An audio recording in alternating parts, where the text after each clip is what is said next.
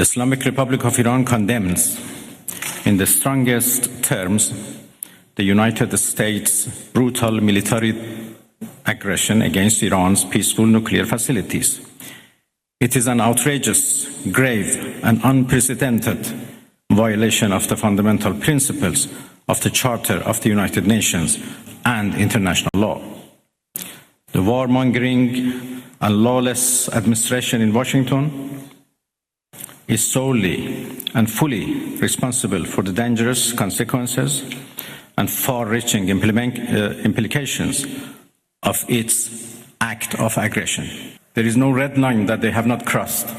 Dhe pra me që nuk ka një linjë të kuqe që amerikanët nuk e kanë shkelur, sipas ministrit të jashtëm të Iranit, filloi operacioni bekimi fitores. Pra, bekimi fitores, sulmi raketor mbi bazat amerikane në zonën e Katarit, Bahreinit, pak në kam informacionet e para, Kuwaitit dhe Irakut. Tani, çështja është, kjo është një luftë apo është një vetvrasje e Iranit?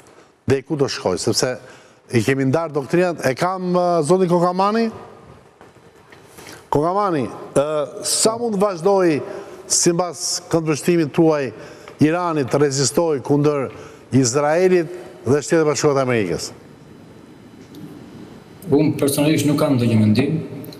Në Iran thuhet që ky operacion titullohet Fathul Mubin, pra që do të thotë fitoria e qartë. Si quhet, ma thuaj edhe një herë? Fathul Mubin, fitoria e qartë.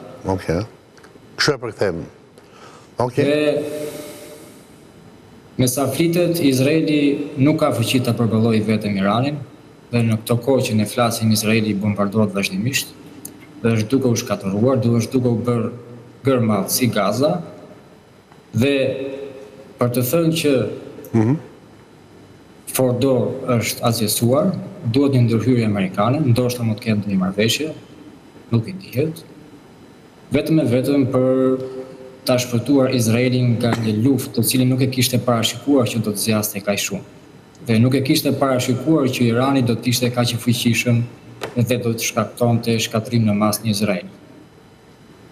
Një general iranian i quajtur Jabari ka deklaruar që nëse vazhdojmë kështu, Izraeli do të zhduket dhe Amerika do të largohet nga rajoni i Lindjes së Mesme.